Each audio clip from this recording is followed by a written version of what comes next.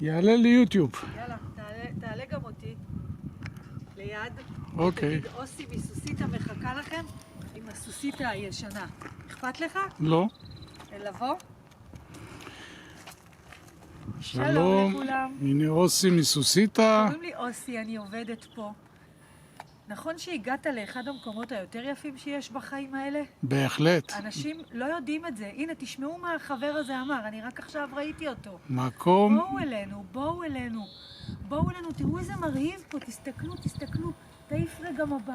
תסתכלו, בקטנה.